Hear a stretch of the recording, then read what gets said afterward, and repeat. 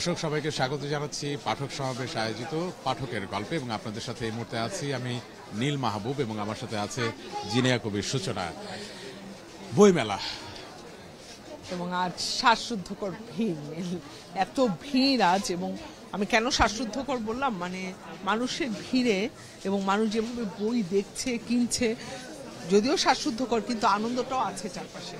মানে আজকে বইমেলায় যদি বলি যে বইমেলার আজকে 15তম দিন এবং 1 তারিখ থেকে 14 তারিখ পর্যন্ত যত ভিড় হয়েছিল, আজ 15 তারিখ। আজকে মনে হচ্ছে যে বইমেলায় তিল ধারণের জায়গা নেই মোটেও, একেবারেই। এবং মানুষকে মানে সরিয়ে হাঁটতে হচ্ছে, এরকম একটা অবস্থা। একেবারেই এবং মানে হাঁটারই কোনো মানে জায়গা পাওয়া যাচ্ছে না নীল। এবং মানুষ তো আসলে আমি যেটি আজকে দেখতে পাচ্ছি, মানুষ অনেক বেশি বই কিনছে নীল আজকে। এবং পাঠক সমাবেশের প্যাভিলিয়নে যদি আমি প্রথমে একটু ঢুকতে চাই, তাহলে এই যে পাঠক সমাবেশ প্যাভিলিয়নের ভিতরেও কিন্তু যে দৃশ্যপট, সেখানেও কিন্তু আসলে তিল ধারণের জায়গা নেই। মানে সবাই আসলে বই দেখছেন, এবং শুধু বই দেখছেন বললে ভুল হবে, সবাই বই কিনছেনও। একটু একজন পাঠকের সাথে একটু কথা বলতে চাই, একটু আপনার সাথে কথা বলতে পারি? আচ্ছা, আপনি বই দেখায় ব্যস্ত। পাঠক আসলে মানে এই যে একটা হ্যাসেল পেরিয়ে আসলে প্রিয় প্যাভিলিয়নে ঢোকা এবং তারপর আসলে বইটা দেখে বইটা কেনা, এই কারণে কিন্তু পাঠকও বই দেখাতেই আসলে খুব বেশি মনোযোগী হয়ে উঠছে। তার মধ্যে যাদের সাথে আমরা পারবো একটু কথা বলবার চেষ্টা করব। একটু কি আপনার সাথে কথা বলতে পারি? আচ্ছা আচ্ছা, মানে সবাই আসলে বই দেখছে, একটু কথা বলি আপনার সাথে। মানে আজকে প্রথমে যেটা জানতে চাইবো যে আজকে বইমেলায় কি প্রথম আসা হলো নাকি এর আগেও আসা হয়েছে? প্রথম আমার মিসেসকে নিয়ে আসলাম, তো বেশ ভিড়। মানে এই ভিড়টার কথাই জানতে চাইবো, মানে কেমন ভিড় দেখছেন? মানে হাঁটা যাচ্ছে? হ্যাঁ, হাঁটা যাচ্ছে, বাট নর্মাল ডের তুলনায় আসলে ভিড়ের পরিমাণটা, যেহেতু আজকে ছুটির দিন, তো বেশ ক্রাউডেড দেখেও ভালো লাগছে যে মানুষের বইয়ের প্রতি এত আকাঙ্ক্ষা। এবং আমি এর আগের বছরে এসেছি, বেশ কয়েকটা বইমেলা অ্যাটেন্ড করা হয়েছে, তো আজকের ভিড়টা বেশি মনে হচ্ছে। একটু আপনার কাছে জানতে চাই, এই যে এত ভিড়, আমরা সবসময় ভিড়ভাড়টা এড়িয়ে চলি, কিন্তু বইমেলার ভিড়টার কি আলাদা আবেগ আছে? হ্যাঁ, অবশ্যই আবেগ আছে। এটা আমাদের ভাষার মাস এবং সবার বইয়ের প্রতি একটা যে ভালোবাসা, এটা আলাদা একটা প্রকাশ করে আপনার। আচ্ছা, এই যে পাঠক সমাবেশ প্যাভিলিয়নে ঢুকেছেন, নিশ্চয়ই পাঠক সমাবেশের বই সম্পর্কেও আপনার একটা ধারণা আছে, কেমন লাগে? জি না, এখানকার বইয়ের মানগুলো খুবই উন্নত এবং তাদের বিশেষ করে যে মেইন টপিক নিয়ে বইগুলো লেখা হয় সেগুলো আসলে পাঠক হৃদয়ে পৌঁছে যায়। সো এই জন্যই এখানকার বইয়ের প্রতি একটা আলাদা টান আছে, অবশ্যই সবসময় থাকে। এবং পাঠক সমাবেশ তো বলে যে তারা আসলে বই ছাপে না, তারা বিষয় ছাপে এবং চেতনা ছাপে। এবং আরো একটি বিষয় বলি, সেটা হচ্ছে যে পুরোনো দিনের যে বইগুলো, মানে আমরা যদি বলি কবি, হ্যাঁ, কিংবা আপনার ঢোড়াই চরিত মানুষ, আমাটির ভ্যাপু, মানে এই যে বইগুলো, শেষের কবিতা, এই বইগুলো কতটা টানে এখনো? না, এই বইগুলো তো তাদের একটা বেঞ্চমার্ক সেট করে গেছে। আলটিমেটলি এই বইগুলোর যে চেতনা বা যে আবেগ মানুষের মনে ছড়িয়ে আছে, সেগুলো আসলে আমরা কখনোই বের করতে পারবো না। এবং এগুলো এখনো সবার বাসায় দেখবেন একটা একটা করে বই আছে, তো এই বইগুলো আসলে থাকবে, চিরকাল থাকবে। আচ্ছা, সেই বইগুলো যদি আবার নতুন মোড়কে, নতুন মোলাটে আপনার সামনে আসে, তাহলে কেমন লাগে? এটা একটা মানে গুড ইনিশিয়েটিভ বলতে পারেন, যে দেখা যাচ্ছে আবার মানুষ নতুন ভাবে জানবে। যারা জানে তারা তো জানবেই, বাট নিউ জেনারেশন একটা নতুন ভাবে জানার সুযোগ পাবে আর কি। পাঠক সমাবেশ এই যে ধ্রুপদী সাহিত্য আমরা যেটা বলছি, সেটারই 100টি বইয়ের একটা সিরিজ নিয়ে আসছে। প্রতি বছর 32টি করে আসবে এবং ইতিমধ্যে 5-6টি চলে এসছে। আমি যদি একটু দেখাই আপনাকে, আপনি যদি হাতে নেড়ে দেখেন, এই যে যেমন কবি, দেখেন নতুন মোলাট। এবং আমি যদি আরো কিছু বই আপনাকে দেখাই, শেষের কবিতা, যে বইগুলো আগেও পড়েছেন, ভিন্ন রকম একটা মোলাট ছিল, কিন্তু এখন নতুন একটা মোড়ক, মানে নেড়ে চেড়ে দেখতে কিংবা ভিতরে ইলাস্ট্রেশন সবকিছু মিলে এই যে পাঠক সমাবেশের এই উদ্যোগটা, এটাকে আপনি কি বলবেন? না, আমি অবশ্যই সাধুবাদ জানাবো, কারণ দেখা যাচ্ছে সবাই এই নতুন ধরনের এইসব ইনিশিয়েটিভ নেয় না আসলে, এবং পুরাতন বইকে নতুনভাবে প্রেজেন্ট করা, এটা আসলে একটা মানে হাততালি দেওয়ার মতো একটা ইনিশিয়েটিভ। এবং ভালোবাসা তো একটা পুরনো আবেগ, যেটা আসলে প্রতিনিয়ত নতুন করে জন্ম নেয়। তো আজকে ভাবিকে এই ধ্রুপদী সাহিত্য থেকে আসলে কোনো উপহার দেওয়া হবে কিনা? অবশ্যই, যেহেতু ঢুকেছি অবশ্যই একটা না একটা বই কিনে নিয়েই যাব, এবং সেটাই তার উপহার হিসেবে থাকবে। জি, ধন্যবাদ ধন্যবাদ। এবং আমরা কথা বলছিলাম এবং দারুণ জুটি বেঁধে বইমেলায় এসেছে এবং এই যে পাঠক সমাবেশ প্যাভিলিয়নে ঢুকেছে এবং বই দেখছে মানে এবং বই তারা কিনেও নিয়ে যাবে, একজন আরেকজনকে বই উপহার দেবে, মানে সবকিছু মিলে না বইমেলাটা আসলে ভীষণ রকম ভালোবাসার, ভীষণ রকম আনন্দের এবং ভীষণ রকম আবেগের, এবং সেই আবেগেই আমরা আসলে ছুটোছুটি করি। এখানেও আমি বেশ কিছু পাঠক দেখতে পাচ্ছি, একটু কথা বলি আপনাদের সাথে। এই যে বই দেখছেন এবং যে বইগুলো সামনে আছে, এই যে ধ্রুপদী সাহিত্য আমরা যেগুলো বলি, সেগুলো পাঠক সমাবেশ আবার সেই নতুন মোড়কে নিয়ে আসছে, মানে কেমন লাগছে? নেড়েচেড়ে কি দেখা হয়েছে? হ্যাঁ, দেখা হয়েছে, খুবই ভালো লাগছে। এবং আমি বেশ কয়েকটা বই দেখছিলাম, পদার্থবিজ্ঞানের দর্শন, আমাদের বেপু, যেগুলো আমরা স্কুল কলেজ লাইফে পড়ে এসেছি, এগুলো এখানে দেখে ভালোই লাগলো। এবং নতুন মোলাট এবং সাথে ভিতরে ইলাস্ট্রেশনও, কিন্তু লেখা সেই আগেরই। হ্যাঁ, লেখা আগেরই, কিন্তু ওই যে নতুন মোড়কে পুরান কাহিনী টাইপের একটা ভাইব চলে আসছে। That's the thing. ইয়া, পাঠক সমাবেশের বইগুলো সম্পর্কে আপনার মতামতটা কি আসলে? আমার টু বি অনেস্ট আমার তেমন কোনো মতামত নেই, মানে আমি জানি না, দ্যাটস ওয়াই আমার কোনো মতামত নেই। কিন্তু এই যখন দেখছেন সামনে তাদের এই সংগ্রহগুলো দেখে আপনার আসলে কি মনে হচ্ছে? হ্যাঁ, দেখে ভালোই লাগছে, মানে ফিল পজিটিভ। ধন্যবাদ, ধন্যবাদ। পাঠক সমাবেশের বিষয়টা এরকমই, যেটি আসলে একজন পাঠক বলছিলেন যে ফিল পজিটিভ, এবং এই পাঠক সমাবেশ প্যাভিলিয়নের ভিতরে ঢুকলে কিন্তু এইরকম একটা পজিটিভ ভাইবই আমাদের ভিতরে কাজ করে। সূচনা, আমরা পাঠকদের সাথে কথা বলছিলাম, আমরা একটা জুটিকে পেয়েছিলাম এবং তারা এই বইমেলায় এসেছে এবং তারা বই দেখছে এবং তারা একজন আরেকজনকে বই উপহার দেবে। এবং এই যে 15 দিনের যে বইগুলোর কথা আমরা বলছিলাম, ক্লাসিক সিরিজ যেটা ধ্রুপদী সাহিত্যের, সেগুলো তারা বেশ আসলে উচ্ছ্বসিত এবং তারাও বলছে যে আসলে পাঠক সমাবেশ তো বিষয় নির্ধারণ করে, তারা তো আসলে বইটা ছাপে না, তারাও ভীষণ রকম একমত। নীল, তুমি যখন পাঠকের গল্প ছিলে তখন আমি ভাবছিলাম যারা আজ এখানে এসেছে বইমেলায় এবং এই যে পাঠক সমাবেশ কিংবা অন্যান্য প্যাভিলিয়নে, তারা তো আসলে এসে বই দেখতে পাচ্ছে, কিন্তু যারা আসতে পারেনি নীল, এসে পৌঁছতে পারেনি বইমেলায়, তাদের জন্যই কিন্তু আমাদের এই পাঠক সমাবেশ গল্পের আয়োজন। আমরা যদি তাদের জন্য বইগুলোর গল্প বলি তাহলে নিশ্চয়ই তারা আসবে বইমেলায়, আজকে না আসতে পারুক, পরের দিন বা না আসতেও তা তো জানতে পারছে নীল। এবং আজকে তুমি একটা কথা বলছিলে না যে অদ্ভুত একটা বিষয়, সেই বিষয়টা আমি বলতে চাই যে আজকে যারা আসছে তারা কিন্তু বই কিনছেও। এটা নীল আমি কিন্তু বলছিলাম যে আজ কিন্তু ভিড়টা যেমন অন্যান্য সময় প্রকাশকরা কিন্তু বেশ কিছুদিন বলেছে যে বিকিকিনিটা জমছিল না নীল, ভিড় বাড়লেও তাদের প্রত্যাশিত বেচাকেনা ছিল না। কিন্তু দেখো নীল, 15 দিন মেলার 15তম দিনে এসে কিন্তু আমরা আজকে যেটি দেখতে পাচ্ছি, মানুষ বই কিনছে। হ্যাঁ, এবং এই মুহূর্তে একটি বইয়ের কথা বলতে চাই যেটি হচ্ছে আগুনের খেলা এবং অন্যান্য গল্প। এই বইটিও কিন্তু পাঠক দেখছে এবং এই যে আগুনের খেলা এবং অন্যান্য গল্প, এটি লিখেছে কিন্তু ফজলুল বারী চৌধুরী এবং সম্পাদনা করেছে আবুল আহসান চৌধুরী। এটি কিন্তু এবারের বইমেলায় পাঠক সমাবেশের নতুন বই, এবং নতুন বই সাথে আমি কিন্তু পুরনো বলতে পারি, কারণ এই বইয়ের ভিতরে আসলে যে গল্পগুলো আছে সেই গল্পগুলো কিন্তু লেখা হয়েছিল আজ থেকে 90 বছর আগে, এবং 90 বছর আগের লেখা গল্প সেটা পাঠক সমাবেশ খুঁজে বের করেছে এবং পাঠকের জন্য সেটা কিন্তু মোলাটবন্দি করেছে। এবং নীল, এই যে 90 বছরের পুরনো গল্প আমরা বলছি, কিন্তু সেগুলো কিন্তু ভীষণ প্রাসঙ্গিক এবং ভীষণ কিন্তু এই সময়ের উপযোগী নীল, ভীষণ রকম উপযোগী।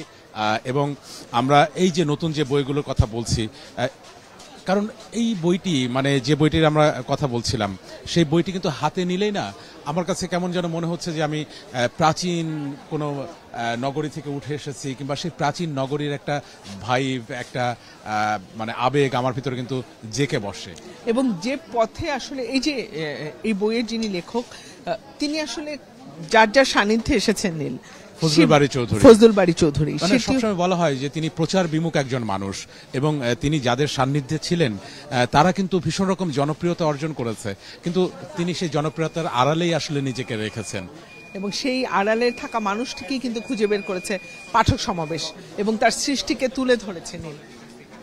দারুণ। এবং আরো একটি বইয়ের কথা বলবো আমরা, সেই বইটি আমাদের এখানে আছে, সেটি হচ্ছে যে বৈজ্ঞানিক বিপ্লবের কাঠামো। এটা হচ্ছে টমাস এস কুনের জ্ঞান ও বিজ্ঞানের অগ্রগমনে ভাব কাঠামোর আমূল পরিবর্তন, এবং অনুবাদটা করেছেন আমিনুল ইসলাম ভূঁইয়া।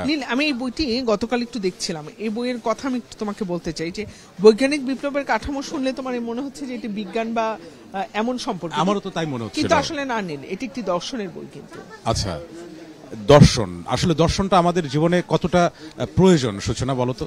নীল, দর্শন ছাড়া কি জীবন চলে নীল? প্রত্যেকেরই তো একটা দর্শন আছে, সেই দর্শনের মধ্যে দিয়েই তো আসলে পুরো পৃথিবী চলছে, আমরা চলছি।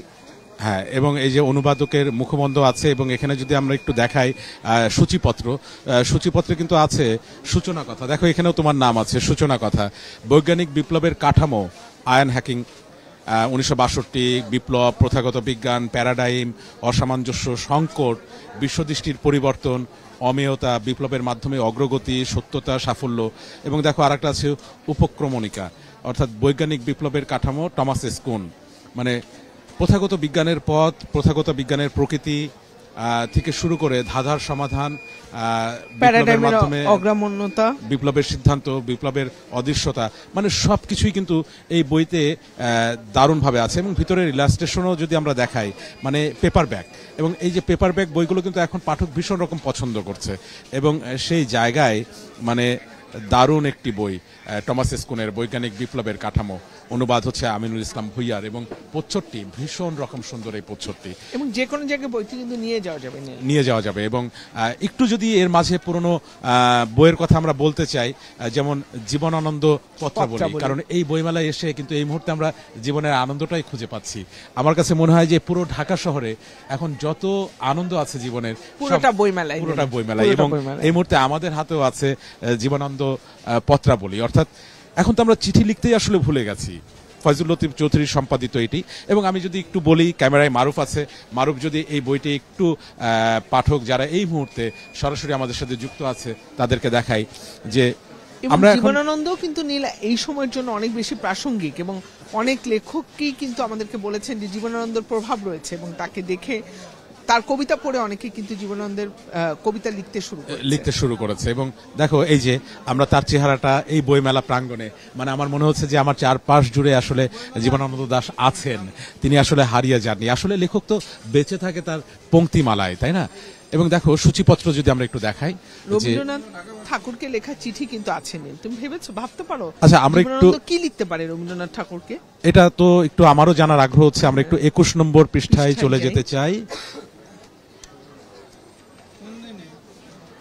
আচ্ছা, এখানে 21 নম্বর পৃষ্ঠায় তো, হ্যাঁ, এখানে লিখছে চিঠি লেখা নিয়ে বেশ খানিকটা লিখেছেন কবি জীবনানন্দ দাশ তার লেখার কথা নিবন্ধে। আচ্ছা, আমরা আর একটু ভিতরে যাই, সূচনা দেখি আমরা যেটি খুঁজছি সেটি আসলে পাই কিনা। এই যে এখানে আছে, আমরা উল্টে পাল্টে যেটা আসবে সেই চিঠিটাই আমরা আসলে পড়তে চাই। তার আগে সুরজিৎ দাশগুপ্তকে লিখিত চিঠি একটি পড়তে চাই আমরা, যে সুরজিৎ, তোমার চিঠি ও ছবিগুলো পেয়েছি, ধন্যবাদ। ফটো আবার তুলবে বলেছো, এগুলো নানা কারণে মোটেও ভালো হয়নি। আচ্ছা, তখনও কিন্তু ছবি তোলা নিয়ে কথা হতো। জীবনানন্দ ছবি তুলতে পছন্দ করতো মনে হচ্ছে নীল। আমার বই সম্পর্কে যখন মোটামুটি অন্য সব ব্যবস্থা ঠিক করে আমাকে জানাবে, তখন কবিতা পাঠিয়ে দেব। তাহলে কবিতা পাঠাবার পর অল্প সময়ের মধ্যেই বই বেরিয়ে যেতে পারে। আমার শরীর আগের চেয়ে ভালো, আশা করি ভালো আছো। নববর্ষের শুভাকাঙ্ক্ষা জানাচ্ছি। অর্থাৎ নববর্ষের, এটা লিখেছিল 183 ল্যান্সডাউন রোড, কলকাতা 26/22/52। এবং তখনও দেখো এই যে বই বের করবার একটি চিত্র কিন্তু এখানে আসলে ফুটে উঠেছে।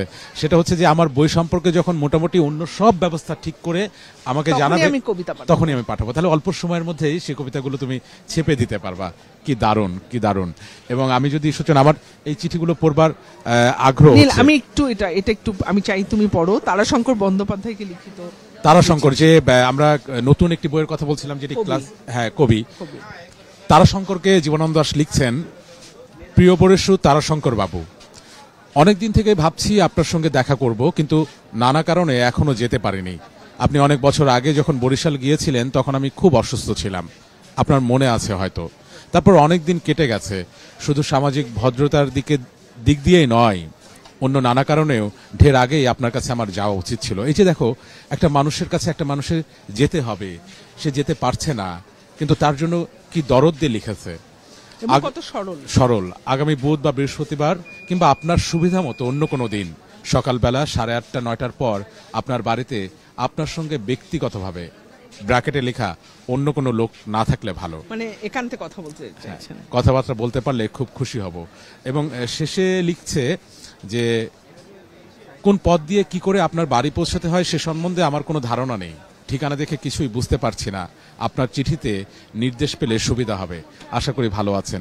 এখন হয়তো জীবনটা অনেক এগিয়ে গেছে, এখন হয়তো আমরা গুগল ম্যাপে ঠিকানা না দিলেও একটি বাড়ির সন্ধান পেয়ে যাই, আমরা হাজির হয়ে যাই। কিন্তু আগে তো গুগল ম্যাপ ছিল কি সূচনা?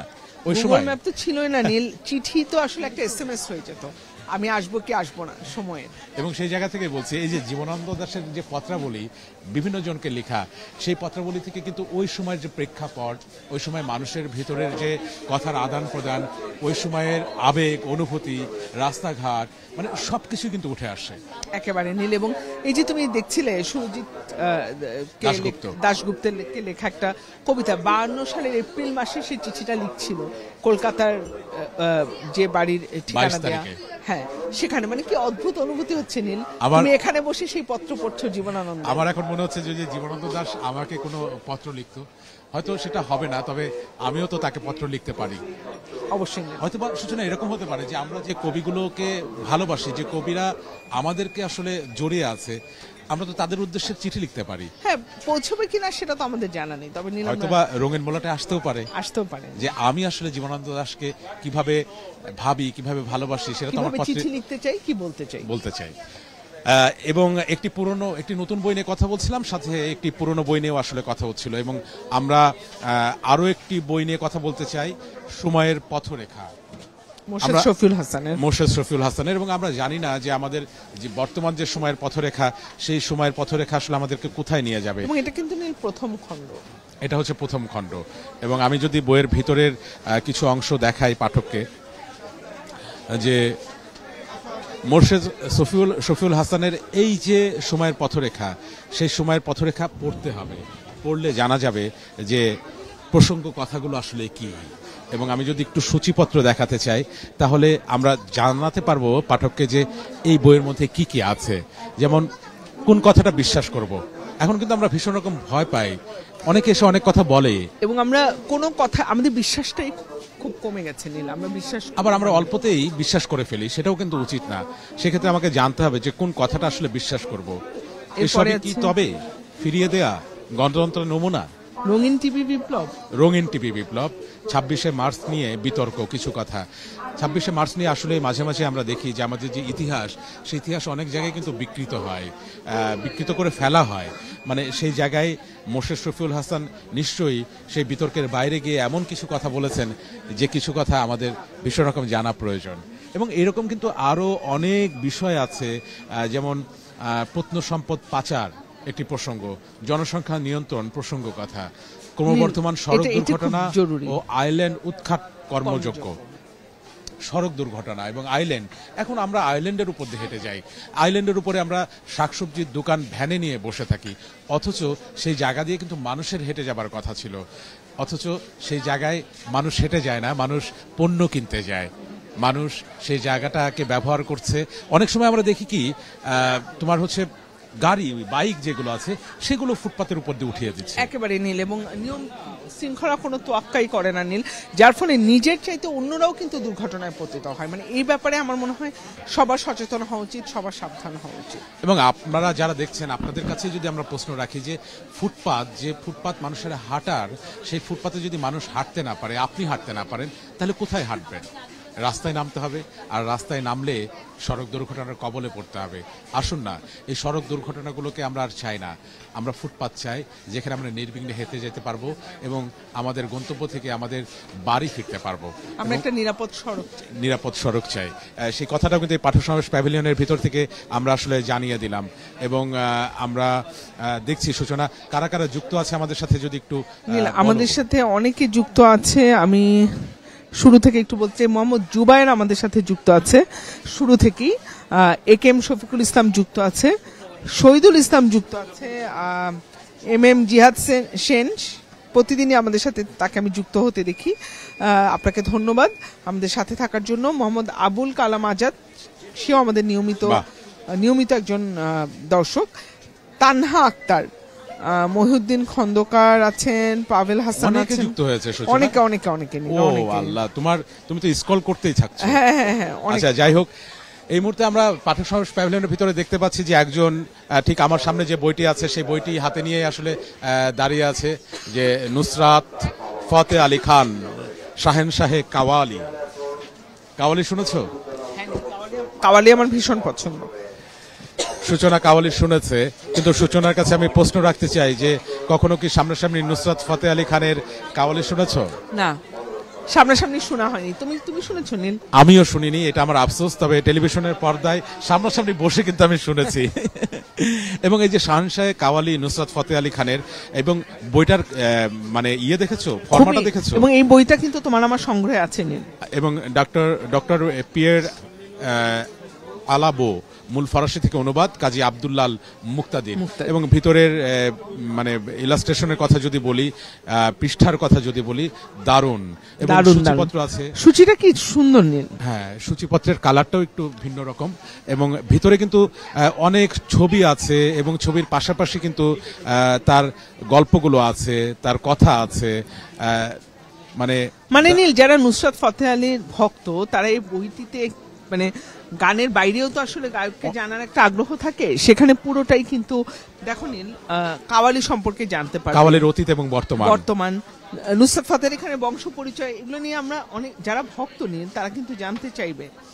এবং শিক্ষানবিশ এক কাওয়ালের প্রথম পদক্ষেপ, আবার দেশে উদীয়মান তারকা, নতুন এক কণ্ঠে মোহিত বিশ্ব, কিন্তু হঠাৎই হয়েছিল। হ্যাঁ, আধুনিকতার তরঙ্গে এক কাওয়াল, তারকা পতন।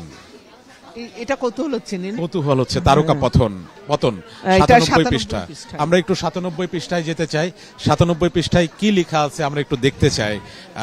আমরা এই মুহূর্তে আছি 97 নম্বর পৃষ্ঠায়। তারকা পতন। কয়েক বছর ধরে নুসরাতের স্বাস্থ্য বিশেষ ভালো যাচ্ছিল না। ডায়াবেটিসের সমস্যা, অদক্ষ চিকিৎসকের দেয়া হাজারো ক্ষতিকর ওষুধ, অনিয়মিত জীবনযাপন প্রভৃতি কারণে তার দুর্বল শরীর দুর্বলতর হতে থাকে। এবং তারকা পতনের শেষ লাইনটা আমরা পড়তে চাই।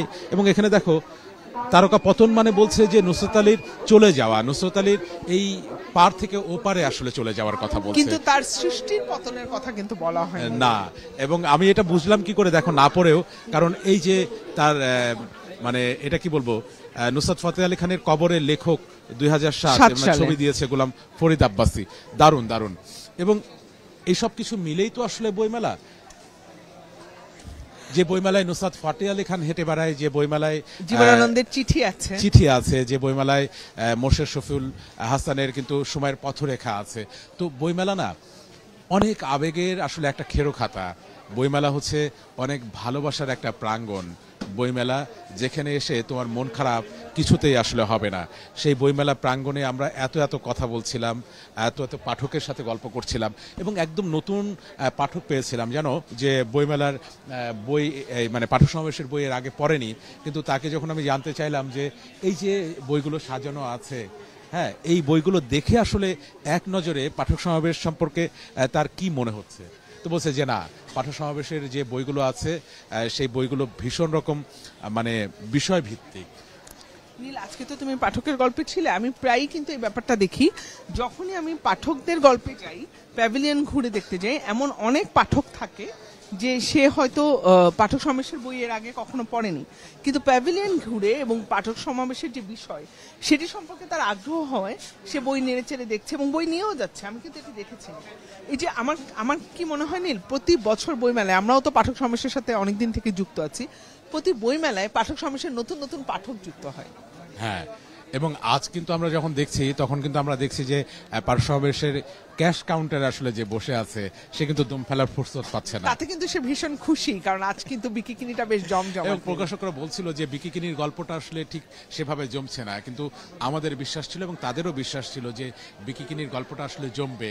বইমেলা যখন অর্ধেক বয়স পার হয়ে যাবে এবং শেষের দিকে ধাবিত হবে, আরো রঙিন হবে, আরো যৌবন ফিরে পাবে। এবং আজকের বইমেলা দেখে কিন্তু সেটাই মনে হচ্ছে যে বইমেলা তার পূর্ণ যৌবনে আসলে পৌঁছে গেছে। এবং বাকি যে দিনগুলো আমরা চাই যে বইমেলা এরকম পূর্ণ যৌবনেই আসলে কাটাক, এবং পাঠক সমাবেশ প্যাভিলিয়নের ভিতরে পাঠকের যে ভিড়, সেই ভিড়টা আরও বাড়ুক, এবং পাঠক তার পছন্দের লেখককে রঙিন মোলাটে ব্যাগের মধ্যে ভরে নিয়ে যেতে পারে।